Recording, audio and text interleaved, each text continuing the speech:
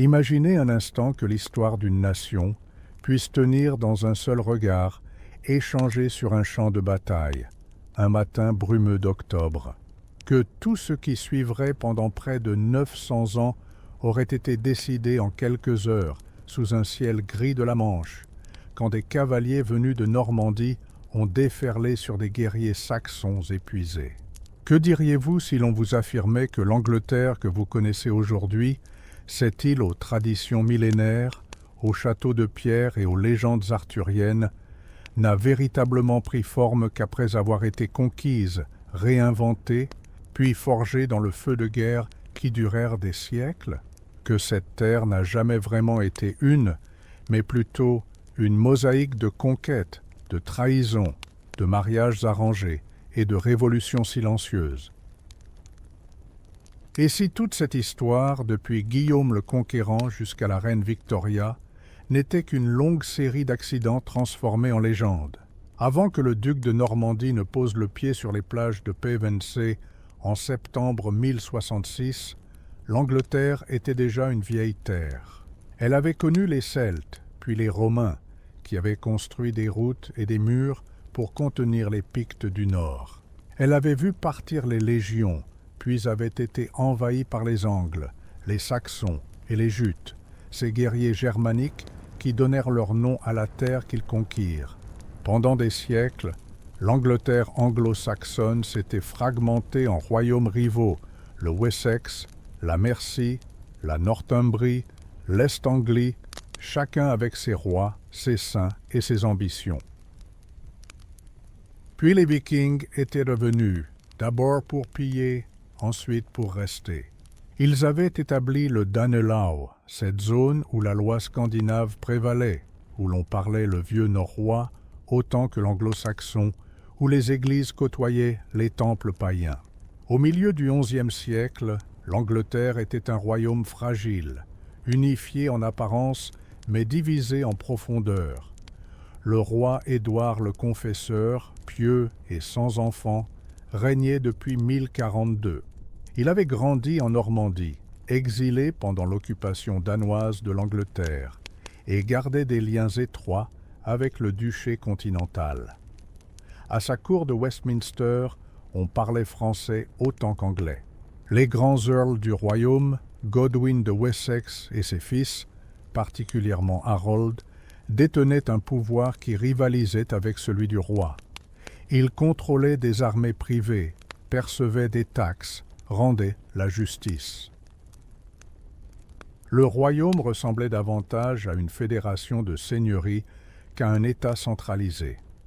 Dans les campagnes, la vie suivait le rythme des saisons. Les paysans cultivaient leurs champs en lanières, labouraient avec des bœufs, récoltaient l'orge et le seigle.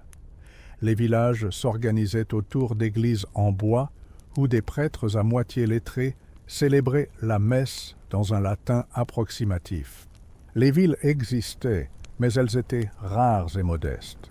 Londres, la plus grande, comptait peut-être 15 000 âmes, un entrelac de ruelles boueuses, de maisons de bois et de chaumes, de quais où s'amarraient des navires venus de Scandinavie, de Flandre et de France. York gardait encore ses murs romains. Winchester, l'ancienne capitale du Wessex, abritait le trésor royal et les archives du royaume. Mais l'Angleterre demeurait profondément rurale, une terre de forêts épaisses, de marécages où les brumes stagnaient, de landes où les moutons paissaient sous la surveillance de bergers solitaires. On croit souvent que l'Angleterre médiévale était un lieu de barbarie, de violence primitive et de superstition. En réalité, elle possédait une administration sophistiquée, héritée des réformes d'Alfred le Grand et de ses successeurs. Le royaume était divisé en shires, chacun dirigé par un shérif qui collectait les impôts, levait les troupes et présidait les cours de justice. Un système monétaire unique facilitait le commerce. Des chroniqueurs consignaient les événements dans des manuscrits enluminés. Pourtant, cette stabilité apparente cachait des failles profondes. Lorsqu'Édouard le Confesseur mourut en janvier 1066, Il ne laissa pas d'héritier direct. Selon certaines sources, il aurait promis le trône à Guillaume, duc de Normandie, son cousin par alliance. Selon d'autres, il l'aurait offert sur son lit de mort à Harold Godwinson, le plus puissant Earl du royaume. Harold fut couronné le lendemain de la mort d'Édouard dans la hâte à Westminster.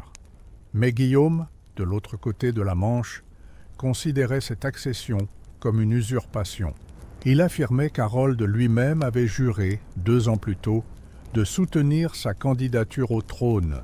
Ce serment, prêté sur des reliques sacrées, liait Harold. En le brisant, il se parjurait devant Dieu et devant les hommes. Guillaume obtint l'appui du pape Alexandre II qui excommunia Harold et bénit l'invasion. Ce n'était plus une simple guerre de succession, mais une croisade. L'été de 1066 fut un moment de tensions extrêmes. Harold savait que l'invasion était imminente. Il mobilisa les Fyrd, la milice populaire, et les Housecarls, sa garde personnelle de guerriers professionnels. Il stationna ses forces sur la côte sud, attendant que la flotte normande traverse la Manche. Mais les vents étaient contraires. Guillaume restait bloqué dans l'estuaire de la Dive, en Normandie, incapable de prendre la mer. Pendant ce temps, un autre prétendant surgit au nord. Harald Hardrada, roi de Norvège et l'un des plus redoutables guerriers de son temps, revendiquait lui aussi le trône d'Angleterre. Il débarqua dans le Yorkshire avec une armée de Vikings soutenue par Tostig, le frère rebelle d'Harold. Les 2 armées s'affrontèrent à Stamford Bridge, près de York, le 25 septembre. Harold remporta une victoire écrasante. Hardrada et Tostig périrent dans la bataille, mais Harold n'eut pas le temps de savourer son triomphe. 3 jours plus tard, Guillaume débarqua à Pevensey, sur la côte sud. Les vents avaient enfin tourné. Harold apprit la nouvelle alors qu'il se trouvait encore dans le Yorkshire, à plus de 350 km au nord. Il devait faire un choix, attendre, reconstituer ses forces, laisser Guillaume se fortifier sur la côte, ou foncer vers le sud, le prendre par surprise, écraser l'invasion avant qu'elle ne s'enracine. Harold choisit la vitesse. En moins de 2 semaines, il rassembla ses troupes et marcha vers le sud, parcourant des distances phénoménales sur des routes médiévales boueuses. Le 14 octobre, il atteignit Hastings, où Guillaume avait établi son camp. Les 2 armées se firent face sur une colline appelée Senlac, près d'un village nommé Battle. Harold déploya ses Housecarls en haut de la pente, formant un mur de boucliers. Derrière eux, les Fyrd, moins bien équipés, mais nombreux. Guillaume aligna ses chevaliers normands, ses archers et ses fantassins. La bataille de Hastings dura toute la journée. Les Normands chargeaient encore et encore, se heurtant aux murs de boucliers saxons qui tenaient bon.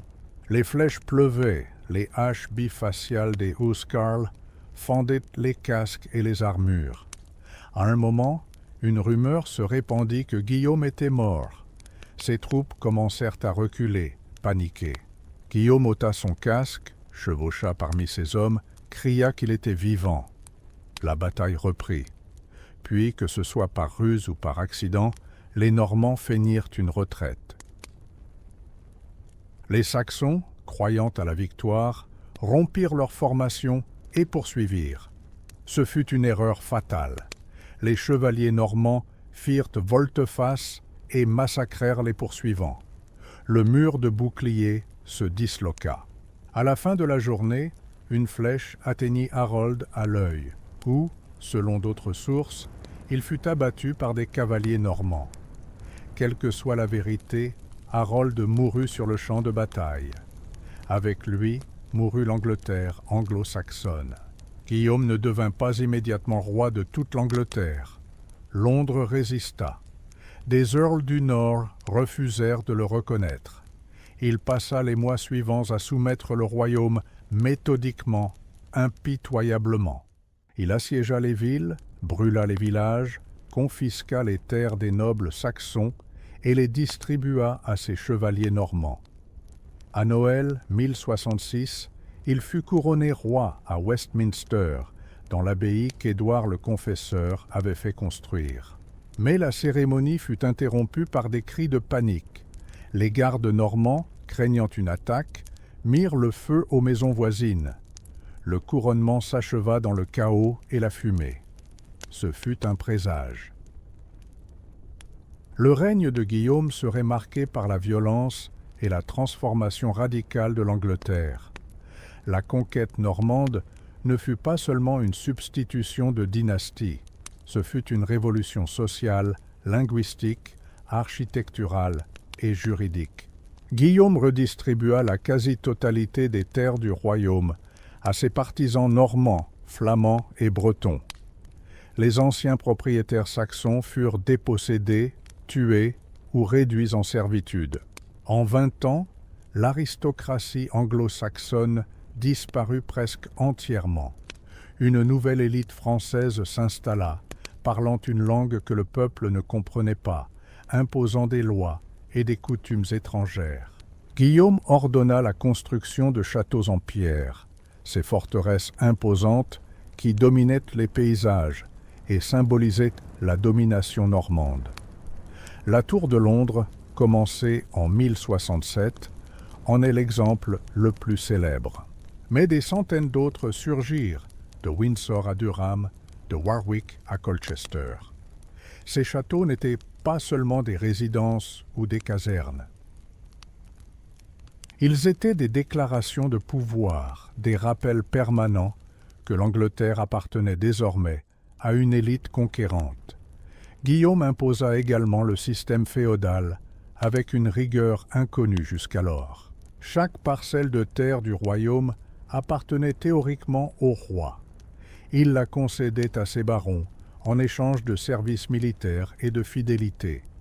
Ces barons, à leur tour, divisaient leurs domaines entre des chevaliers qui juraient de les servir.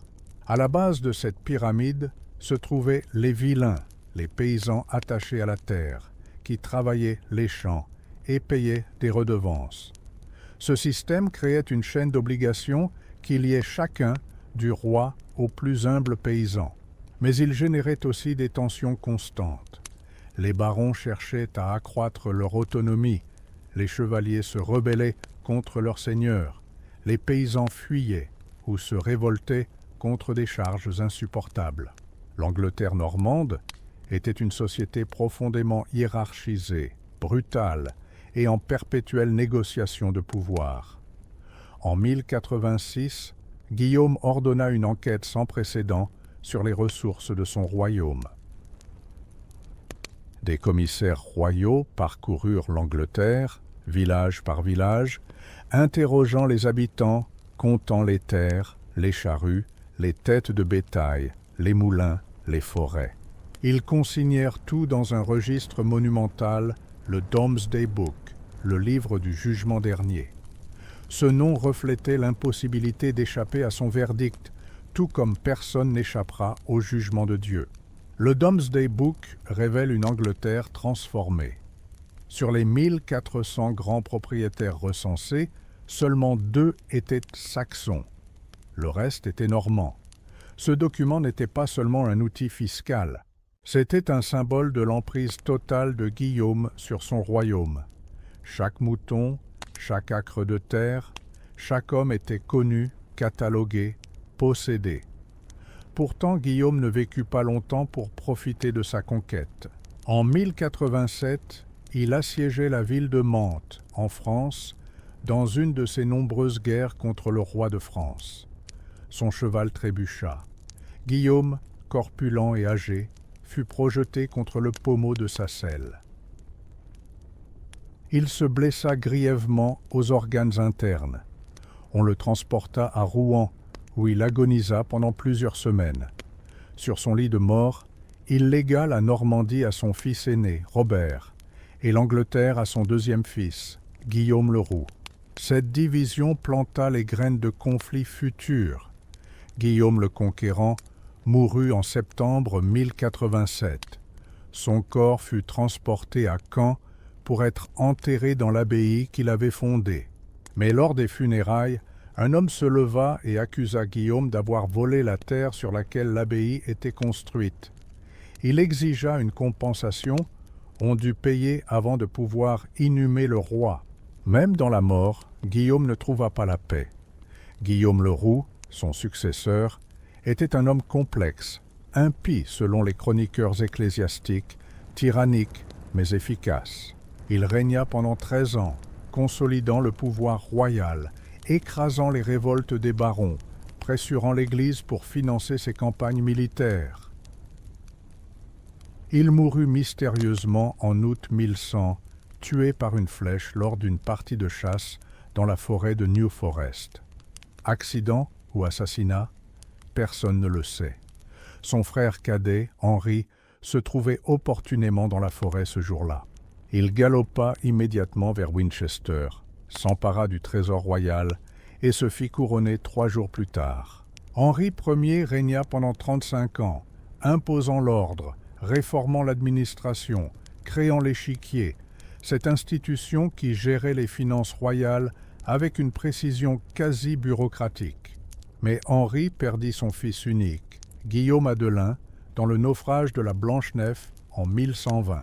Ce désastre maritime, où périrent également des centaines de jeunes nobles, plongea le royaume dans une crise de succession qui allait déchirer l'Angleterre pendant 2 décennies. Henri nomma sa fille Mathilde comme héritière. Mais à sa mort, en 1135, Étienne de Blois, son neveu, s'empara du trône avec le soutien d'une partie de la noblesse. Mathilde, mariée à Geoffroy Plantagenet, comte d'Anjou, refusa de céder. S'ensuivit une guerre civile dévastatrice, l'anarchie, qui dura jusqu'en 1153. Des barons en profitèrent pour construire des châteaux non autorisés, ravager les terres de leurs rivaux, imposer des taxes arbitraires. Les chroniqueurs décrivirent cette époque comme un temps où le Christ et ses saints dormaient. Finalement, un compromis fut trouvé. Étienne reconnut Henri, le fils de Mathilde, comme son héritier. Lorsqu'Étienne mourut en 1154, Henri monta sur le trône sous le nom d'Henri II. Avec lui commença l'ère des Plantagenets, la plus longue et la plus tumultueuse dynastie de l'histoire anglaise. Henri II était un homme d'une énergie prodigieuse, constamment en mouvement, chevauchant d'un bout à l'autre de son vaste empire, car Henri ne régnait pas seulement sur l'Angleterre. Par héritage et par mariage, il contrôlait la Normandie, l'Anjou, la Touraine, le Poitou, l'Aquitaine. Son empire angevin s'étendait des frontières de l'Écosse aux Pyrénées. Il était plus puissant que le roi de France, son suzerain théorique. Henri réforma le système judiciaire, créant les premières cours itinérantes, les assises, qui permettaient aux sujets du roi d'obtenir justice sans dépendre uniquement de leurs seigneurs locaux. Il institua le jury, cette innovation radicale qui remplaçait les ordalies et les duels judiciaires par le témoignage de citoyens ordinaires. Ces réformes posèrent les fondations de la common law, ce système juridique qui allait influencer le monde entier. Mais Henri entra en conflit avec Thomas Becket, son ami d'enfance et chancelier, qu'il avait nommé archevêque de Canterbury. Becket, une fois investi, défendit farouchement les privilèges de l'Église contre les empiètements royaux. Henri voulait que les clercs criminels soient jugés par les cours séculières. Becket refusa. La querelle s'envenima. Becket s'exila pendant 6 ans. À son retour en 1170, la tension atteignit son paroxysme. Henri, dans un accès de colère, aurait prononcé une phrase fatidique qui ne débarrassera de ce prêtre turbulent. 4 chevaliers l'entendirent, traversèrent la Manche et assassinèrent Becket dans sa cathédrale le 29 décembre. Le meurtre d'un archevêque dans un lieu sacré choqua toute la chrétienté. Becket fut rapidement canonisé. Henri dut faire pénitence publique, marchant pieds nus jusqu'au tombeau de Becket et se laissant fouetter par les moines. Cet épisode montra les limites du pouvoir royal face à l'Église. Henri eut également des problèmes avec ses fils. Richard, Geoffroy et Jean se rebellèrent contre lui, encouragés par leur mère, Aliénor d'Aquitaine, et soutenus par le roi de France. Cette révolte familiale déchira les dernières années de son règne. Henri mourut en 1189, vaincu et amer, abandonné par tous, sauf par son fils illégitime. Richard Cœur de Lion lui succéda. Richard est l'un des rois les plus romanesques de l'histoire anglaise, le roi croisé, le chevalier parfait, le troubadour guerrier. Mais il passa seulement 6 mois de son règne de 10 ans en Angleterre. Il était avant tout un prince français, parlant l'occitan et le français, indifférent à son royaume insulaire. Il partit en croisade en 1190, combattit Saladin en Terre Sainte, captura puis perdit des villes, négocia une trêve qui permettait aux pèlerins chrétiens d'accéder à Jérusalem. Sur le chemin du retour, il fut capturé par le duc d'Autriche et livré à l'empereur Henri VI, qui exigea une rançon colossale. L'Angleterre dut payer. C'était la première fois depuis Guillaume le Conquérant qu'une somme aussi importante était levée sur le royaume. Richard mourut bêtement en 1199, tué par un carreau d'arbalète lors du siège d'un petit château en Limousin. Il était à peine âgé de 41 ans. Son frère Jean lui succéda. Le roi Jean sans terre est peut-être le roi le plus vilipendé de l'histoire anglaise. Les chroniqueurs le dépeignent comme cruel, lâche, tyrannique et incompétent. La légende de Robin des Bois, qui se développa au XIIIe siècle, en fit le méchant par excellence, le roi qui opprimait le peuple pendant que Richard, le bon roi, était absent. Mais Jean était également un administrateur compétent, un homme pragmatique confronté à des défis immenses. Il perdit la Normandie, l'Anjou et le Poitou au profit du roi de France Philippe Auguste. Ces pertes territoriales furent humiliantes et coûteuses. Jean dut augmenter les impôts pour financer ses tentatives de reconquête. Il entra en conflit avec le pape Innocent III, qui mit l'Angleterre en interdit, suspendant tous les sacrements, sauf le baptême et l'extrême onction. Pendant 6 ans, les cloches ne sonnèrent pas, les morts furent enterrés sans bénédiction, les mariages ne furent pas célébrés dans les églises. Les barons, excédés par les exigences fiscales de Jean et par son autoritarisme, se révoltèrent. En juin 1215, ils le forcèrent à accepter un document, la Magna Carta, la Grande Charte. Ce texte, rédigé en latin, contenait 63 clauses qui limitaient le pouvoir royal. Le roi ne pouvait plus lever d'impôts sans le consentement d'un conseil de barons. Il ne pouvait plus emprisonner arbitrairement les hommes libres. La justice devait être rendue équitablement. Ces principes peuvent sembler évidents aujourd'hui, mais en 1215, ils étaient révolutionnaires. La Magna Carta n'était pas une déclaration de démocratie. C'était un contrat féodal entre le roi et ses barons, destiné à protéger leurs privilèges. Mais elle contenait des clauses qui, avec le temps, furent réinterprétées comme les fondements des libertés individuelles. Jean n'eut aucune intention de respecter la charte. Il demanda au pape de l'annuler, ce qu'Innocent III fit volontiers. Une nouvelle guerre civile éclata. Les barons invitèrent le prince Louis de France à envahir l'Angleterre et à prendre le trône. Jean mourut en octobre 1216 au milieu de cette guerre, probablement de dysenterie. Son fils, Henri III, n'avait que 9 ans. Le règne d'Henri III dura 56 ans, l'un des plus longs de l'histoire anglaise. Mais il fut dominé par des régents, des conseillers et des barons ambitieux. Henri, pieux et dévot, dépensa des fortunes pour embellir l'abbaye de Westminster qu'il fit reconstruire dans le style gothique. Il était également un administrateur médiocre, dépendant de favoris étrangers, notamment des Poitevins et des Savoyards, ce qui irrita profondément la noblesse anglaise. En 1258, Simon de Montfort, le beau-frère du roi, mena une révolte des barons. Il convoqua en 1265 ce qui est souvent considéré comme le premier parlement anglais.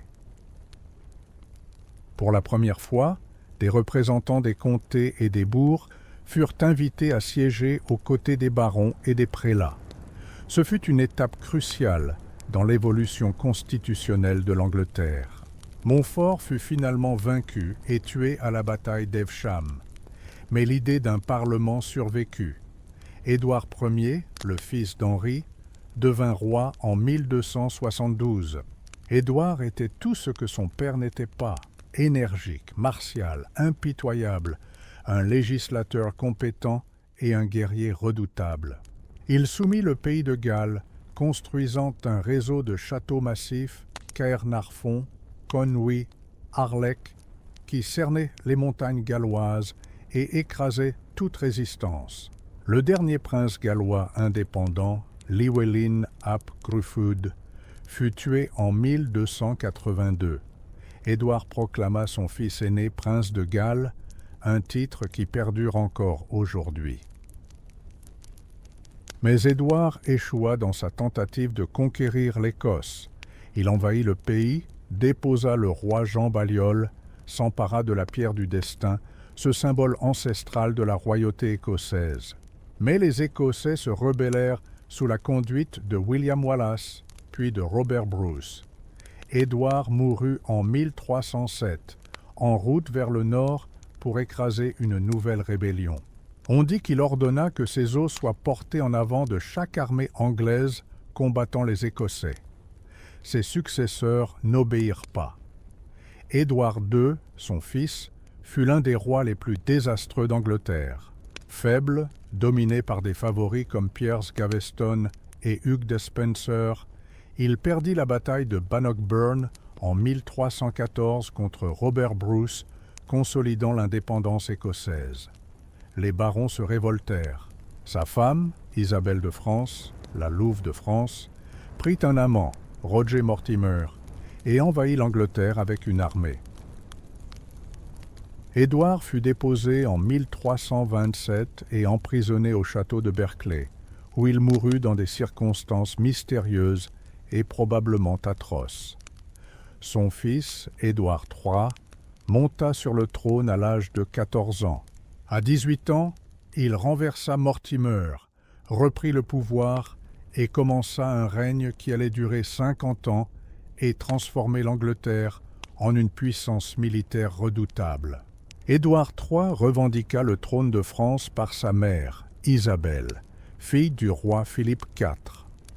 Lorsque le dernier fils de Philippe mourut sans héritier mâle, Édouard affirma qu'il était le plus proche parent.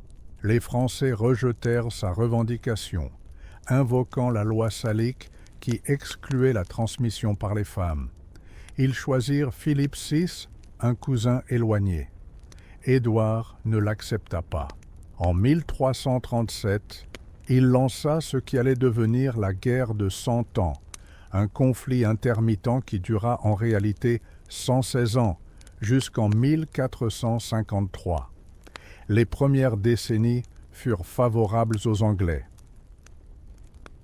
À Crécy, en 1346, les archers anglais armés de leurs arcs longs massacrèrent la chevalerie française.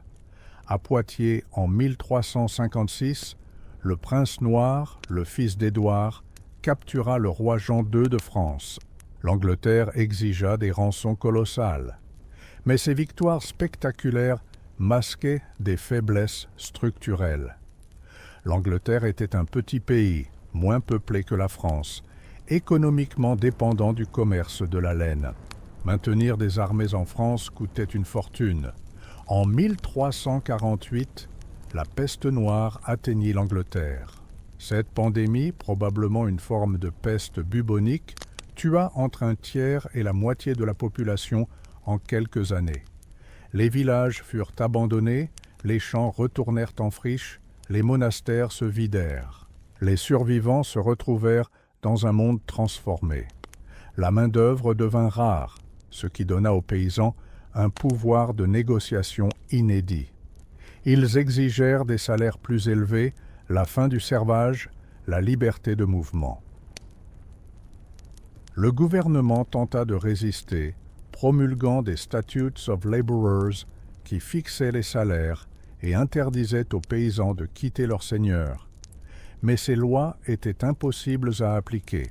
Le système féodal, déjà fragilisé, commença à s'effondrer. En 1381, les tensions explosèrent dans la révolte des paysans.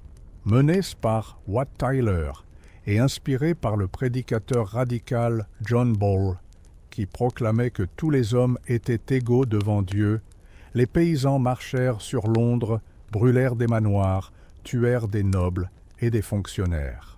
Le jeune roi Richard II, âgé de 14 ans, rencontra les rebelles et promit des réformes. Mais une fois les foules dispersées, les promesses furent oubliées, les meneurs exécutés. Richard II régna pendant 22 ans, mais son règne fut marqué par l'instabilité. Intelligent mais capricieux, il chercha à imposer un pouvoir royal absolu, s'aliénant les barons et le Parlement. En 1399, son cousin Henry Bolingbroke, duc de Lancastre, qui l'avait exilé, revint en Angleterre avec une armée. Richard fut capturé, contraint d'abdiquer, puis emprisonné au château de Pontefract, où il mourut, probablement assassiné, en 1400. Henri IV fonda ainsi la maison de Lancastre, mais sa légitimité était douteuse. Il avait usurpé le trône, déposé un roi sacré. Cette faute originelle allait hanter sa dynastie et plonger l'Angleterre dans des décennies de guerre civile. Henri IV passa son règne à combattre des rébellions au pays de Galles sous la conduite d'Owain Glyndŵr, dans le nord avec les Percy, puissante famille noble. Il mourut en 1413, épuisé et rongé par la maladie. Son fils, Henri V, devint roi et décida de relancer la guerre en France. Peut-être cherchait-il à légitimer sa dynastie par la gloire militaire. Peut-être croyait-il sincèrement à son droit au trône français. En 1415, il débarqua en Normandie avec une armée. Il assiégea Harfleur, puis marcha vers Calais. À Azincourt, le 25 octobre, son armée épuisée, affamée, en infériorité numérique écrasante, affronta la chevalerie française. Encore une fois, les archers anglais triomphèrent. Des milliers de nobles français périrent dans la boue. Henri devint le héros de l'Angleterre. En 1420, par le traité de Troyes, il fut reconnu comme héritier du trône de France, épousant la fille du roi fou, Charles VI. Mais Henri mourut subitement, en 1422, à 35 ans, probablement de dysenterie. Son fils, Henri VI, n'avait que 9 mois. L'union des couronnes, si proche, s'évanouit. La guerre reprit, mais cette fois, les Français, inspirés par Jeanne d'Arc, reprirent l'initiative.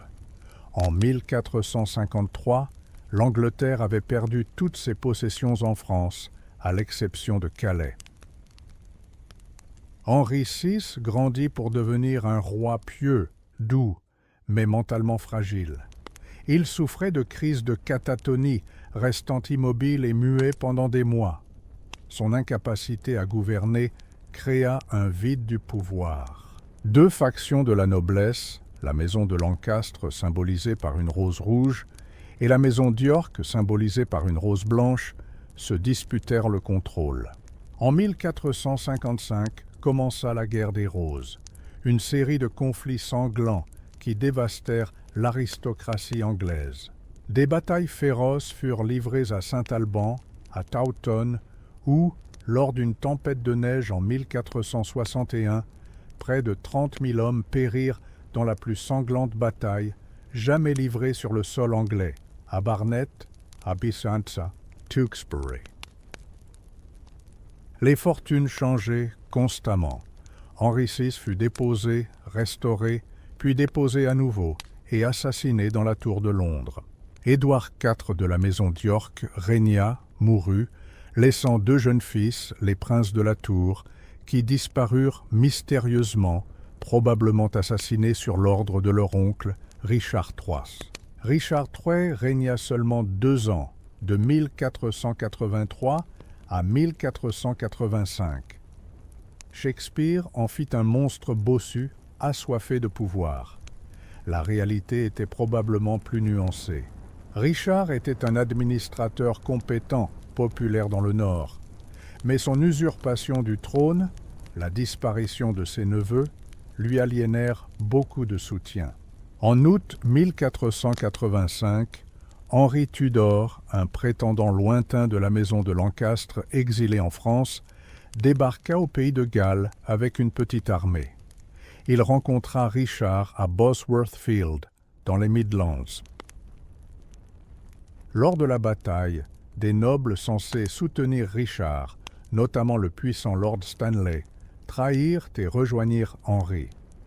Richard, abandonné, chargea courageusement, mais fut tué. On dit que sa couronne fut trouvée sous un buisson d'aubépine et placée sur la tête d'Henri sur le champ de bataille. Henri Tudor devint Henri VII, fondant la dynastie Tudor. Pour unifier les maisons rivales, il épousa Élisabeth d'York, la fille d'Édouard IV. La rose rouge et la rose blanche fusionnèrent en la rose Tudor, symbole de la nouvelle dynastie. Henri VII était un roi prudent, calculateur, obsédé par la consolidation de son pouvoir et l'accumulation de richesses.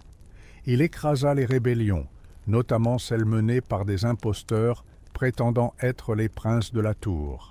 Il développa le commerce, encouragea l'exploration, finança le voyage de Jean Cabot, qui atteignit Terre-Neuve en 1497, jetant les bases des futures revendications anglaises en Amérique du Nord. Il rétablit l'ordre, disciplina la noblesse turbulente, créa des cours spéciales, la Star Chamber, pour juger les nobles qui défiaient la loi. À sa mort en 1509, il laissa un royaume stable et un trésor royal plein. Son fils, Henri VIII, hérita d'une situation favorable, mais Henri VIII allait bouleverser l'Angleterre d'une manière que personne n'aurait pu prévoir. Henri VIII est peut-être le roi le plus célèbre de l'histoire anglaise, connu pour ses 6 mariages, ses excès, sa rupture avec Rome. Jeune, il était beau, athlétique, cultivé, musicien et poète. Il voulait être un roi chevalier, un nouveau Henri V. Il fit la guerre à la France et à l'Écosse, remporta quelques victoires, mais épuisa le trésor accumulé par son père. Son premier mariage avec Catherine d'Aragon, la veuve de son frère aîné Arthur, dura 24 ans. Catherine lui donna une fille, Marie, mais aucun fils survivant. Henri devint obsédé par l'idée d'avoir un héritier mâle. Il tomba amoureux d'Anne Boleyn, une dame de la cour. Mais pour l'épouser, il devait faire annuler son mariage avec Catherine. Le pape Clément VII refusa, pris entre les pressions d'Henri et celles de Charles Quint, l'empereur et neveu de Catherine. Henri décida alors de couper les liens avec Rome. Entre 1532 et 1534, une série de lois furent votées par le Parlement, culminant avec l'acte de suprématie qui déclarait Henri chef suprême de l'Église d'Angleterre. Ce fut la réforme anglaise, mais elle différait profondément des réformes protestantes du continent. Henri n'était pas luthérien, il ne rejetait pas les dogmes catholiques. Il voulait simplement contrôler l'Église dans son royaume, en être le maître incontesté.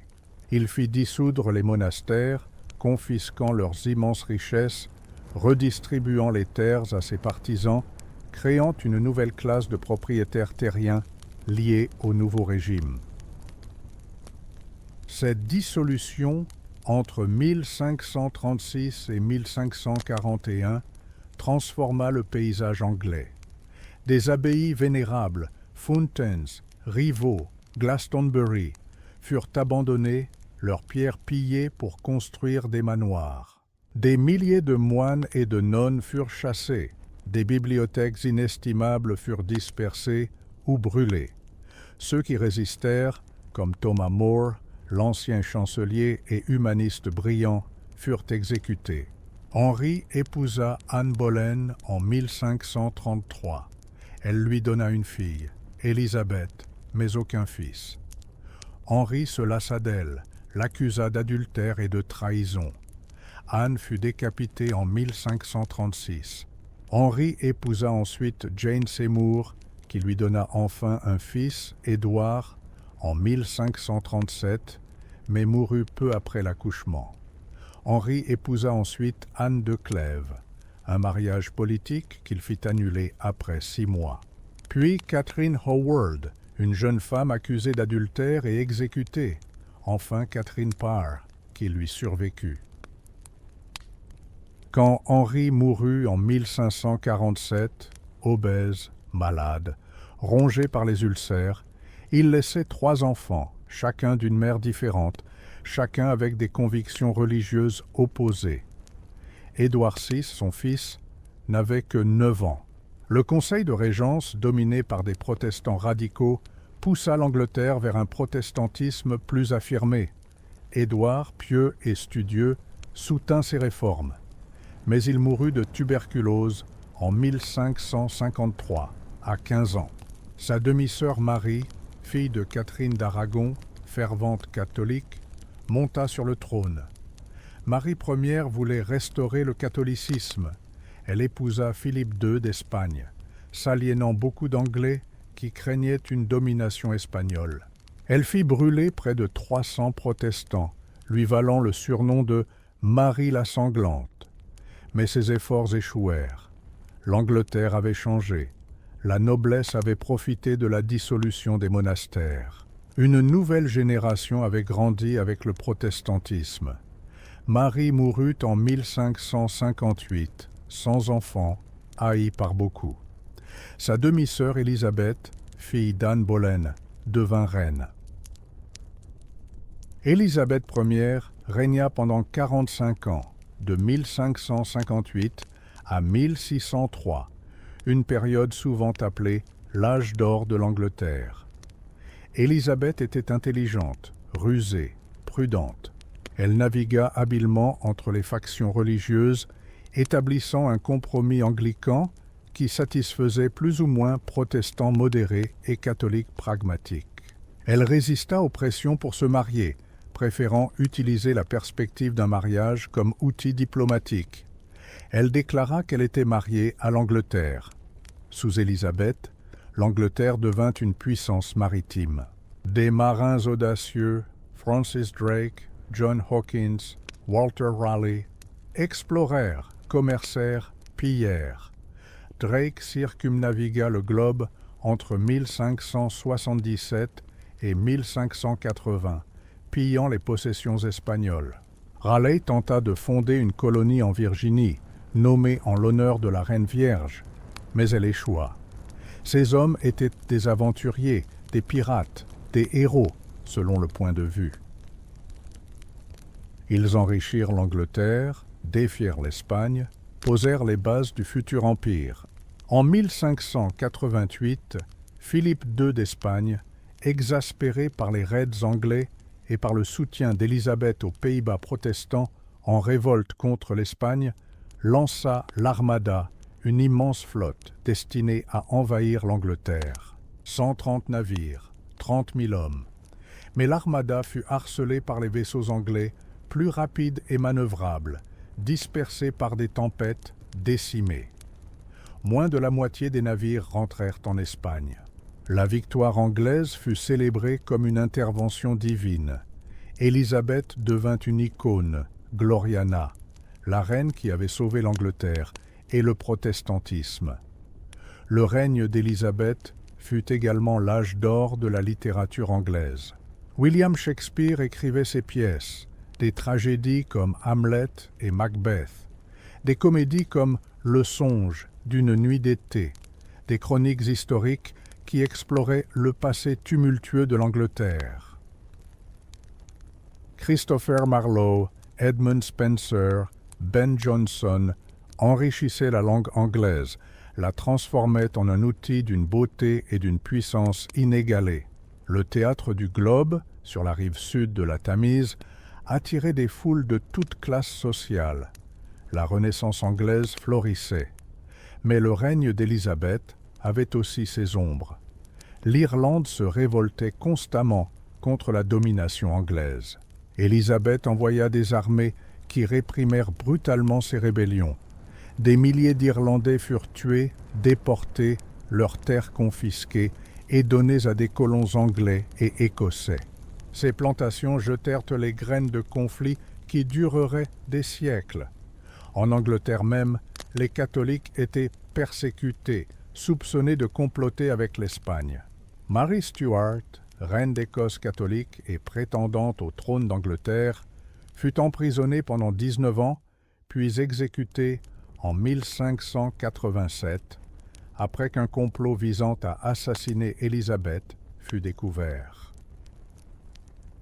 Élisabeth mourut en mars 1603, sans héritier.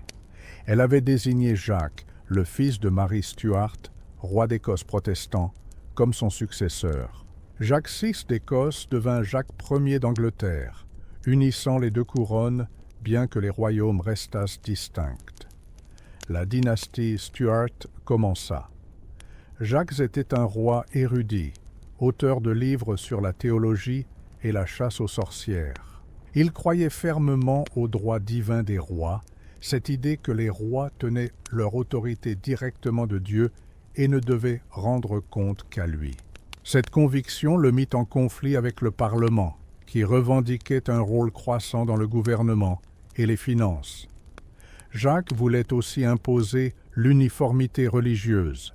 Il aliéna les puritains, ces protestants radicaux, qui voulaient purifier l'Église d'Angleterre de tout résidu catholique. En 1605, un groupe de catholiques conspira pour faire sauter le Parlement lors de son ouverture, tuant Jacques et la noblesse protestante. La conspiration des poudres fut découverte. Guy Fawkes, trouvé dans les caves du Parlement avec des barils de poudre, fut arrêté, torturé et exécuté. L'événement renforça la méfiance envers les catholiques. Jacques mourut en 1625. Son fils, Charles Ier, hérita du trône et des conflits avec le Parlement. Charles partageait la conviction de son père dans le droit divin. Il croyait que le Parlement n'avait qu'un rôle consultatif, qu'il pouvait gouverner seul. Il leva des impôts sans l'approbation parlementaire, arrêta des opposants, imposa des pratiques religieuses que les puritains considéraient comme crypto-catholiques.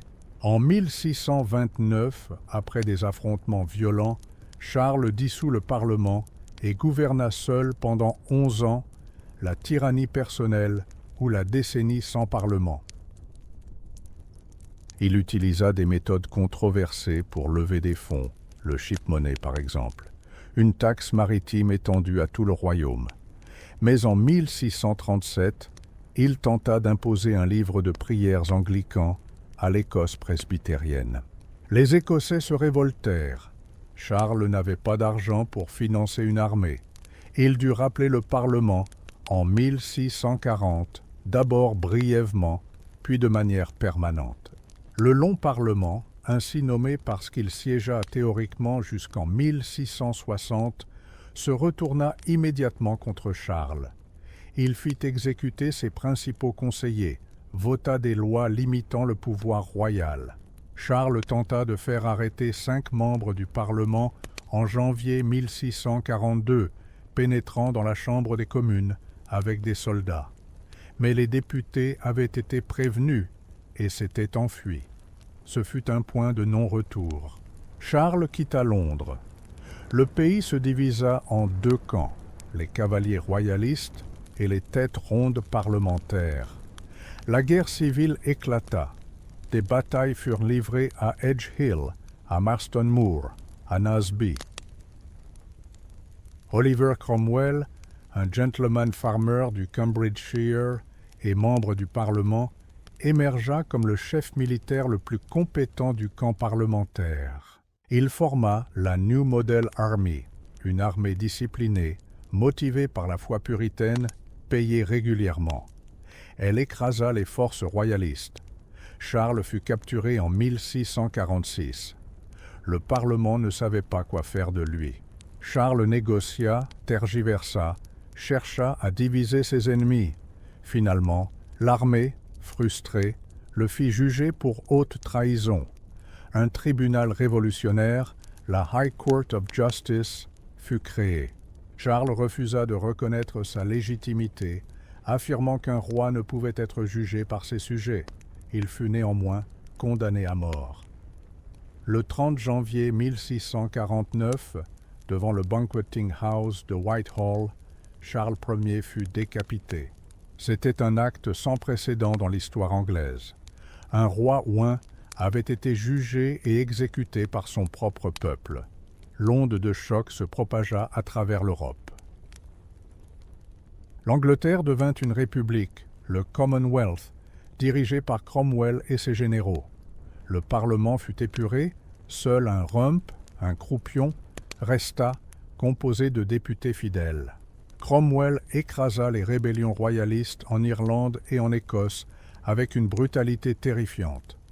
À Drogheda et Wexford, ses troupes massacrèrent les garnisons et des civils. Mais le Commonwealth fut instable. Les radicaux, les Levelers, réclamaient une démocratie élargie, l'égalité devant la loi, la fin des privilèges. Les Diggers allaient plus loin, prônant une société sans propriété privée. Cromwell les réprima.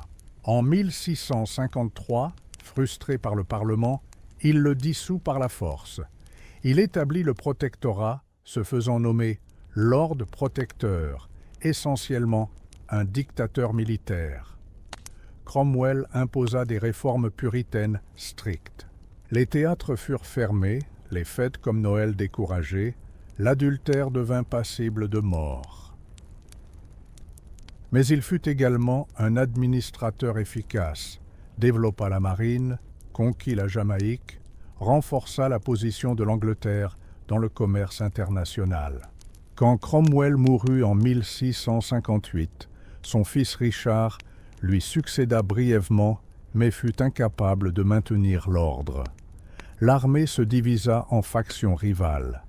Le pays glissa vers l'anarchie. En 1660, un général, George Monk, marcha depuis l'Écosse vers Londres avec son armée. Il convoqua un nouveau parlement qui invita Charles II, le fils de Charles Ier, exilé en France, à revenir. Charles revint en mai 1660, accueilli par des foules joyeuses. Ce fut la Restauration. Charles II était un roi pragmatique, cynique, hédoniste. Il aimait les plaisirs, les maîtresses, le théâtre rouvert. Il évita les erreurs de son père, ne poussa pas trop le Parlement.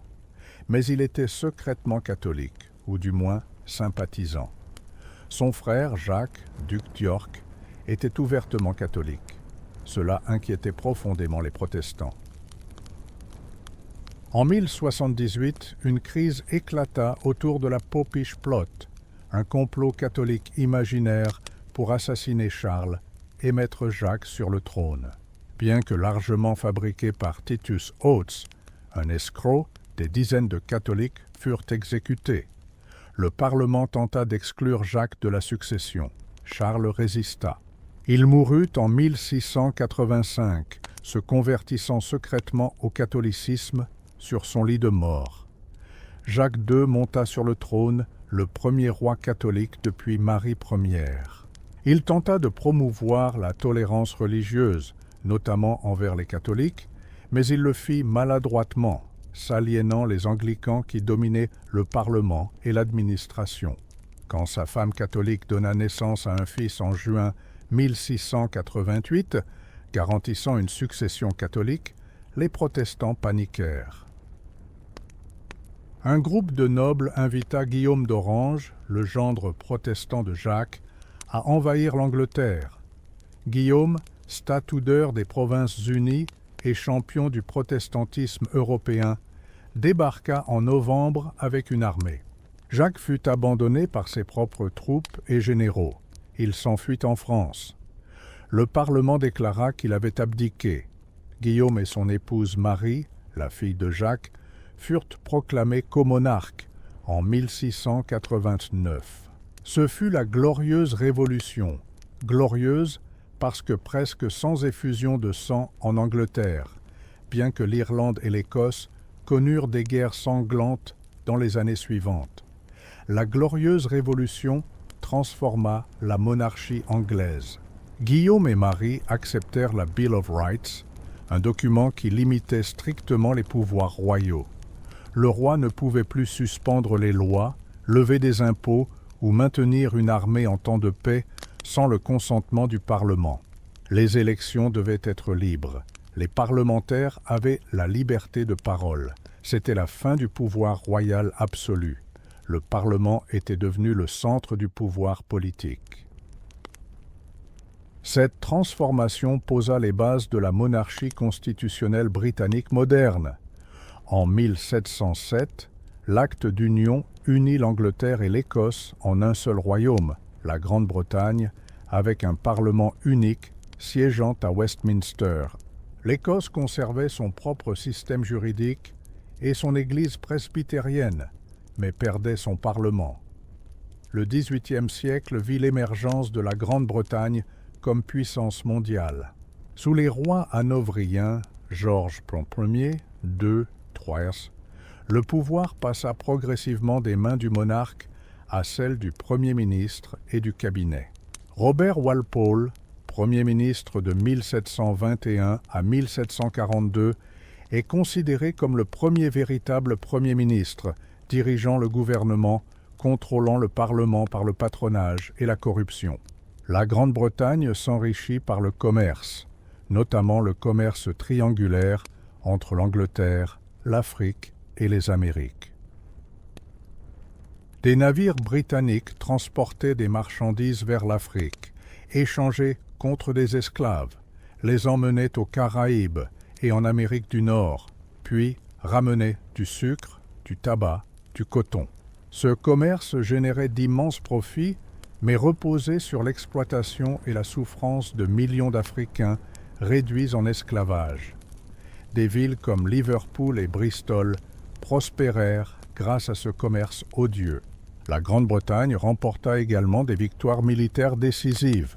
Elle écrasa la France dans la guerre de 7 ans, 1756 à 1763, s'emparant du Canada, de territoires en Inde, dominant les mers. Mais elle perdit ses 13 colonies américaines. La Révolution américaine, déclenchée par des disputes sur les taxes et la représentation, aboutit en 1783 à l'indépendance des États-Unis. Ce fut un coup dur pour l'orgueil britannique, mais le pays se tourna vers l'Asie et l'expansion de l'Empire en Inde et en Australie. La fin du XVIIIe siècle fut marquée par la révolution industrielle qui commença en Grande-Bretagne. Des inventions transformèrent la production textile. La machine à vapeur de James Watt révolutionna les transports et l'industrie. Des usines surgirent dans les Midlands et le Nord, attirant des masses de paysans qui devinrent ouvriers. Des villes comme Manchester, Birmingham, Leeds explosèrent en population. Mais ces transformations s'accompagnèrent de conditions de travail épouvantables, de pollution, de misère urbaine. Le XIXe siècle fut dominé par le règne de Victoria, qui devint reine en 1837 à l'âge de 18 ans et régna jusqu'à sa mort en 1901, 63 ans, le plus long règne jusqu'à celui d'Élisabeth II. L'ère victorienne fut une période de contradiction. La Grande-Bretagne était la puissance dominante mondiale, l'atelier du monde, contrôlant un empire sur lequel le soleil ne se couchait jamais.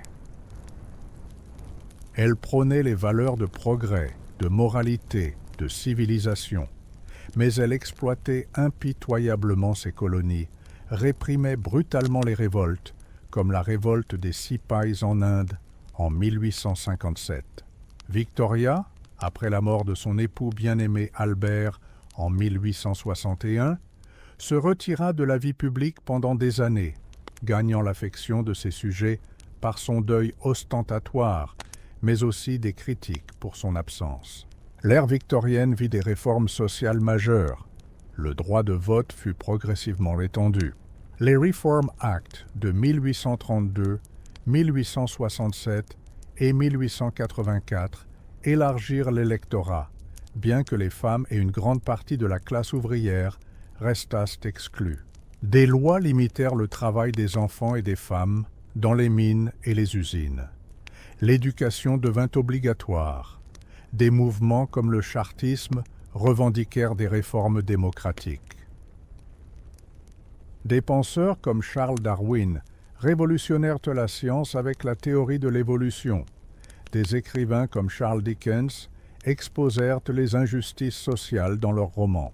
L'Angleterre victorienne était à la fois profondément conservatrice et en transformation rapide. L'Empire britannique atteignit son apogée. La reine Victoria fut proclamée impératrice des Indes en 1876. La Grande-Bretagne contrôlait des territoires en Afrique, en Asie, dans le Pacifique, dans les Caraïbes. Des colonies de peuplement comme le Canada, l'Australie, la Nouvelle-Zélande devinrent des dominions, jouissant d'une autonomie croissante mais restant liées à la couronne. Ce vaste empire était maintenu par une marine inégalée et une conviction dans la supériorité raciale et culturelle britannique. La mission civilisatrice, le fardeau de l'homme blanc, justifiait l'impérialisme. Mais cet empire reposait sur la violence, l'exploitation, le racisme. Des millions de personnes sous domination britannique vivaient dans la pauvreté, privées de droits, leur culture méprisée. À la fin du XIXe siècle, la Grande-Bretagne faisait face à de nouveaux défis. D'autres puissances, l'Allemagne, les États-Unis, montaient. La concurrence industrielle s'intensifiait. Des mouvements nationalistes dans les colonies réclamaient l'indépendance. En Irlande, la question du Home Rule divisait profondément la politique britannique. Les unionistes protestants du Nord s'opposaient farouchement à toute autonomie irlandaise. Les nationalistes catholiques du Sud la réclamaient avec une passion croissante. Les tensions montaient. Pourtant, quand Victoria mourut en janvier 1901, l'Empire semblait solide. Son fils Édouard VII hérita d'un royaume puissant. Personne ne pouvait prévoir que dans 13 ans, l'Europe s'embrasera dans une guerre qui détruira des empires et transformera à jamais le monde. Mais cela est une autre histoire, au-delà de l'ère victorienne, au-delà de notre voyage ce soir à travers 9 siècles tumultueux. Pourquoi racontons-nous encore ces histoires? Pourquoi les conquêtes de Guillaume, les guerres de Rose, les Tudors sanguinaires, les révolutions tranquilles et les empires colossaux nous fascinent-ils encore? Peut-être parce que dans ces récits, nous voyons des miroirs déformés de nos propres luttes. Les questions de pouvoir, de légitimité, de justice, d'identité qui traversent l'histoire anglaise sont aussi les nôtres. Cette île brumeuse, avec ses châteaux de pierre et ses légendes arthuriennes, est devenue, malgré elle, une expérience sur la nature du pouvoir, sur la possibilité de limiter les tyrans, sur l'équilibre fragile entre ordre et liberté. L'Angleterre n'a jamais vraiment été une. Elle fut toujours un champ de bataille d'idées, de culture, de langues. Les Normands, les Angevins, les Écossais, les Gallois, les Irlandais, les Huguenots français, les marchands hollandais, tous ont contribué à façonner ce que nous appelons l'Angleterre. Cette histoire n'est pas une épopée de héros immaculés. Elle est pleine de sang, de trahison, d'ambition dévorante. Les rois que nous romantisons étaient souvent des tyrans. Les révolutions que nous célébrons furent sanglantes et ambiguës. L'empire dont certains restent nostalgiques fut construit sur l'exploitation. Et pourtant, il y a dans cette histoire des moments de grâce. La Magna Carta, malgré ses limites, posait un principe radical, que même les rois ne sont pas au-dessus de la loi. La glorieuse Révolution établissait que le pouvoir vient du consentement des gouvernés. Les réformes victoriennes, aussi insuffisantes furent-elles, reconnaissaient que la société avait une responsabilité envers ses membres les plus vulnérables.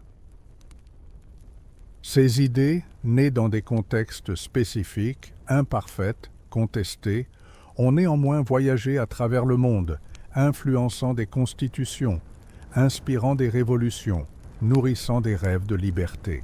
L'histoire de l'Angleterre est aussi l'histoire de l'oubli et de la réinvention. Chaque génération a réécrit le passé, trouvant dans les vieilles histoires de nouvelles leçons. Les Victoriens voyaient en Alfred le Grand et en Élisabeth Ier des modèles de vertu impériale. Les radicaux du XIXe siècle trouvaient dans les Levelers et les Diggers des précurseurs de la démocratie socialiste. Aujourd'hui, nous regardons cette histoire avec un mélange de fascination et de malaise, reconnaissant à la fois ses accomplissements et ses horreurs. Les châteaux normands qui dominent encore le paysage anglais sont des tombeaux de pierre, témoins silencieux de violences oubliées. Les abbayes en ruine, détruites par Henri VIII, murmurent des prières dans le vent. Les champs de bataille où des milliers moururent, Towton, Bosworth, Naseby, sont maintenant des pâturages paisibles où paissent des moutons. Le passé ne disparaît jamais vraiment. Il persiste dans les noms des rues, dans la langue que nous parlons, mélange d'anglo-saxons, de vieux norrois, de français normands, de latin. Il persiste dans les institutions, le Parlement, la common law, la monarchie constitutionnelle. Il persiste dans les mythes que nous nous racontons, Robin des Bois, le roi Arthur, le Blitz Spirit, des récits qui disent autant sur nous que sur ceux qui sont venus avant. Cette histoire n'a pas de fin nette. Elle continue, se transforme, s'adapte. L'Angleterre que Guillaume conquit en 1066 n'existe plus. Celle sur laquelle Victoria régna a disparu aussi. Et celle d'aujourd'hui sera un jour elle-même une relique étudiée par des historiens futurs qui se demanderont comment nous avons pu croire ce que nous croyons, vivre comme nous vivons. L'histoire n'est pas une flèche allant du passé vers un avenir meilleur. Elle est une spirale, revenant sans cesse sur les mêmes questions, pouvoir, justice, identité, communauté, sans jamais les résoudre définitivement. Alors pourquoi raconter cette histoire ce soir, dans le calme de votre chambre, alors que le sommeil approche? Peut-être parce que ces récits, avec leur rythme lent, leurs détails concrets, leurs ambiguïtés morales, nous rappellent que l'histoire est faite par des êtres humains, imparfaits, contradictoires, capables du meilleur comme du pire. Que les grands événements naissent souvent d'accidents, de décisions prises à la hâte, de conséquences imprévues, que rien n'est inévitable, que tout aurait pu se passer autrement. Et peut-être aussi parce que, dans l'obscurité, quand nous écoutons ces voix du passé, nous nous sentons moins seuls, reliés par une chaîne invisible à tous ceux qui ont vécu, aimé, souffert, rêvé sur cette terre avant nous. L'histoire de l'Angleterre, du matin brumeux de Hastings à l'éclat victorien, est une histoire de transformations incessantes. Elle ne s'arrête pas avec Victoria. Elle continue à travers les guerres mondiales, la décolonisation, les transformations sociales du XXe siècle jusqu'à aujourd'hui. Mais les 9 siècles que nous avons parcourus ensemble ce soir forment une arche, de la conquête à l'empire, de la brutalité médiévale à l'industrialisation moderne, de la fragmentation à quelque chose qui ressemble, de loin, à une unité. Cette arche n'est pas un progrès linéaire. Elle est une succession de ruptures, de continuités, de réinventions.